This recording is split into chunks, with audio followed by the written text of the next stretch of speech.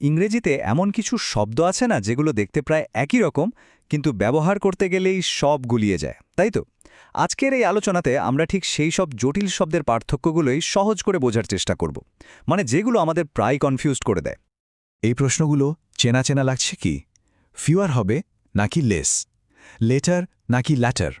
বিশ্বাস করুন, এই সমস্যাটা শুধু আমাদের নয়। যারা নিয়মিত ইংরেজি বলেন বা লেখেন তারাও কিন্তু এই শব্দগুলো নিয়ে প্রায় দ্বিধায় পড়ে যান। চলুন আজ এই দ্বিধাগুলো একেবারে দূর করে ফেলা যাক। দেখুন, এই শব্দগুলোর মধ্যে পার্থক্যটা হয়তো খুবই ছোট মনে হতে পারে, কিন্তু ঠিকভাবে কথা বলার ক্ষেত্রে এর প্রভাব কিন্তু বিশাল। ভাষার ওপর আরও ভালো দখল আর আত্মবিশ্বাস আনার জন্য এই ছোটখাটো বিষয়গুলো জানাটা দারুণ জরুরি। আজ আমরা কয়েকটা ধাপে এগোব। প্রথমে দেখব পরিমাণের ধাঁধা, তারপর মাত্রা বা আধিক্য বোঝানোর শব্দ, এরপর সময় আর অবস্থান নিয়ে কথা বলবো এবং শেষে দেখব মানুষ আর জিনিসপত্রের বাছাই। আর সবশেষে তো একটা কুইক রিক্যাপ থাকছেই। চলুন শুরু করা যাক। তো প্রথমেই আসা যাক পরিমাণের ধাঁধা পর্বে। এখানে আমরা সেই সব শব্দ নিয়ে কথা বলবো যেগুলো গোনা যায় আর গোনা যায় না এমন জিনিস বোঝাতে ব্যবহার হয়। ইংরেজির অনেক নিয়মের মূল ভিত্তি কিন্তু এই একটা ধারণার উপরই দাঁড়িয়ে আছে। এখানকার নিয়মটা একদম সহজ। মেনি শব্দটা ব্যবহার হয় সংখ্যা বোঝাতে, মানে যা 1, 2, 3 করে গোনা যায়, যেমন মেনি ম্যান বা অনেক মানুষ। অন্যদিকে মাছ ব্যবহার হয় পরিমাণ বোঝাতে, যা গোনা যায় না, যেমন মাছ ওয়াটার বা অনেক পানি। সোজা কথায়, যা গোনা যায় তার জন্য মেনি, আর যা গোনা যায় না তার জন্য মাছ। আচ্ছা, এবার আসল মজার জায়গায় আসা যাক। সেটা হলো ফিউ পরিবারের ভেতরের সূক্ষ্ম পার্থক্যগুলো। শুধু ফিউ বললে কিন্তু একটা নেতিবাচক ভাব চলে আসে, মানে নেই বললেই চলে। যেমন ধরুন, I have few friends here, মানে হলো এখানে আমার বন্ধু প্রায় নেই। কিন্তু এর আগে যেই একটা এ যোগ করা হলো, এ ফিউ, তার মানে হয়ে গেল অল্প কিছু। এটা কিন্তু পজিটিভ। আবার দ্য ফিউ মানে হলো সংখ্যায় হয়তো কম, কিন্তু যা ছিল তার সবই। আর নট এ ফিউ এর মানে কি জানেন? এর মানে হলো অনেক। ভাবা যায় ছোট ছোট শব্দ যোগ হয়ে কিভাবে পুরো বাক্যের অর্থটাই পাল্টে দিচ্ছে। ঠিক একই নিয়মটা আমরা দেখব লিটল পরিবারের ক্ষেত্রেও, যা ব্যবহার হয় অগণনাযোগ্য জিনিসপত্রের জন্য। এখানেও শুধু লিটল বললে একটা নেতিবাচক অর্থ আসে, যেমন he has little time to spare, মানে তার হাতে সময় প্রায় নেই।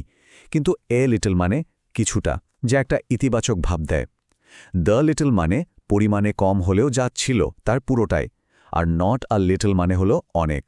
তার মানে এই দুটো পরিবার, ফিউ আর লিটল, পুরোপুরি গণনাযোগ্য আর অগণনাযোগ্য ধারণার উপর ভিত্তি করেই চলে।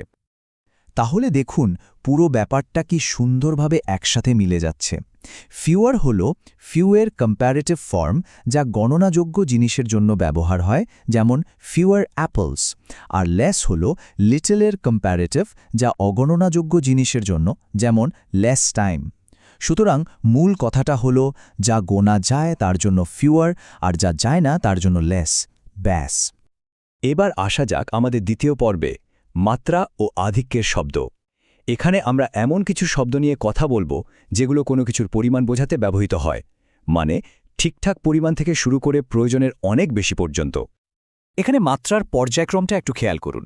ভেরি একটা বিশেষণ বা ক্রিয়া বিশেষণের জোর বাড়ায়, যেমন I am very happy. Enough বোঝাচ্ছে যে প্রয়োজনীয় মাত্রাটা পূরণ হয়েছে, যেমন I am strong enough to walk. আর টু বোঝায় যে মাত্রা ছাড়িয়ে গেছে, মানে প্রয়োজনের চেয়ে বেশি, যেমন I am too weak to walk. এখানে টু শব্দটার মধ্যে একটা নেতিবাচক ভাব কিন্তু লুকিয়ে আছে। এটা একটা দারুণ উদাহরণ। হার্ড আর হার্ডলি, এই দুটো শব্দের মধ্যে অর্থর পার্থক্য কিন্তু আকাশ পাতাল। হার্ড মানে হলো পরিশ্রমের সাথে বা কঠোরভাবে, যেমন হি ওয়ার্কস হার্ড। কিন্তু এর সাথে শুধু একটা লাই যোগ করলেই হার্ডলি শব্দের অর্থ হয়ে যাচ্ছে কদাচিৎ বা প্রায় নাই, যেমন হি হার্ডলি ওয়ার্কস। মানে একটা ছোট্ট প্রত্যয় পুরো অর্থকেই একদম উল্টে দিতে পারে। এবার আমাদের তৃতীয় পর্ব, সময়, স্থান এবং অবস্থান। এই অংশে আমরা এমন কিছু শব্দ নিয়ে আলোচনা করব যা সময়, স্থান আর ক্রম বোঝাতে গিয়ে প্রায় গুলিয়ে যায়। চলুন এই ব্যাপারগুলোকে একটু পরিষ্কার করে নেওয়া যাক। এই পার্থক্যটা খুবই সহজ কিন্তু ভীষণ গুরুত্বপূর্ণ। লেটার মানে LATER, এই শব্দটা সময় বোঝাতে ব্যবহার হয়, যার অর্থ পরে। যেমন একটা বইয়ের লেটার এডিশন মানে হলো পরবর্তী সংস্করণ। অন্যদিকে ল্যাটার মানে LATTER, এটা দিয়ে ক্রম বোঝানো হয়, বিশেষ করে যখন দুটো জিনিসের কথা বলা হয় তার মধ্যে দ্বিতীয়টাকে বোঝাতে এটা ব্যবহার করা হয়। ফার্দার আর ফার্দার এই দুটো শব্দ প্রায়ই একে অপরের বদলে ব্যবহার হয়, কিন্তু এদের মধ্যে একটা সূক্ষ্ম পার্থক্য আছে। ফার্দার শব্দটা সাধারণত ব্যবহার করা হয় শারীরিক বা মাপা যায় এমন দূরত্ব বোঝাতে, যেমন he has gone further than his brother. অন্যদিকে ফার্দার শব্দটা সাধারণত রূপক অর্থে অগ্রগতি বা আরও কিছু বোঝাতে ব্যবহার হয়, যেমন I have made further progress. এবার আসি নেক্সট আর নিয়ারেস্টের মধ্যে। এদের পার্থক্যটা হল ক্রম বনাম নৈকট্য বা কাছাকাছি থাকা। নেক্সট শব্দটা একটা সারির পরের জিনিসটাকে বোঝায়, যেমন I shall go to the next house, মানে সারির ঠিক পরের বাড়িটাতেই যাব।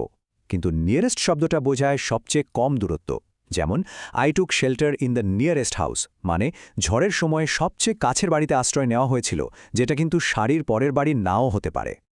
আমাদের চতুর্থ পর্বে আমরা দেখব কিভাবে কিছু নির্দিষ্ট শব্দ ব্যবহার করে মানুষ এবং বিভিন্ন জিনিসকে স্পষ্টভাবে আলাদা করা যায়। এই পার্থক্যগুলো জানা থাকলে কথা বা লেখা দুটোই আরও পরিষ্কার হয়।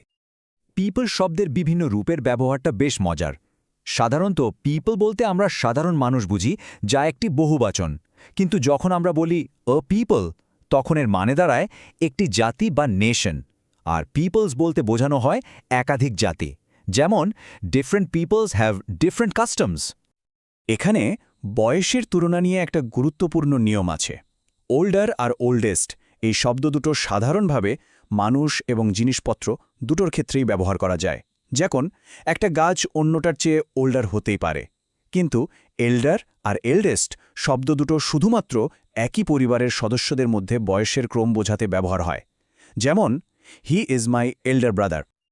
আমরা প্রায় শেষের দিকে চলে এসেছি। এই অংশে আমরা এতক্ষণ যা যা আলোচনা করলাম তার মূল ধারণাগুলো আর একবার ঝালিয়ে নেব, কারণ দিন শেষে এই মূল নীতিগুলো মনে রাখাই সবচেয়ে জরুরি, তাই না? তাহলে আমাদের মূল শিক্ষণীয় বিষয়গুলো কি দাঁড়ালো? প্রথমত, গোনা যায় বনাম গোনা যায় না এই জিনিসের পার্থক্য। দ্বিতীয়ত, মাত্রা আর আধিক্যের ধারণা। তৃতীয়ত, সময় আর ক্রমের মধ্যে পার্থক্যটা বোঝা। এরপর শারীরিক দূরত্ব আর রূপক অগ্রগতির মধ্যে তফাৎ। তারপর অবস্থান আর নৈকট্যের ধারণা। আর সবশেষে সাধারণ ব্যবহার আর পারিবারিক সম্পর্কের ক্ষেত্রে সঠিক শব্দের প্রয়োগ। এই নিয়মগুলো মাথায় রাখলে ভুল হওয়ার সম্ভাবনা কিন্তু অনেকটাই কমে যাবে। ভাষার এই সূক্ষ্ম পার্থক্যগুলো আয়ত্ত করা কিন্তু একটা চলমান প্রক্রিয়া। আজকের আলোচনার পর পরবর্তী কোনো সাধারণ শব্দের বিভ্রান্তি দূর করার জন্য মনস্থির করা যায়, কারণ প্রতিটি নতুন শব্দ সঠিকভাবে আয়ত্ত করার মাধ্যমে আমরা কিন্তু নিজেদের প্রকাশ করার ক্ষমতায় আরও এক ধাপ এগিয়ে যাই।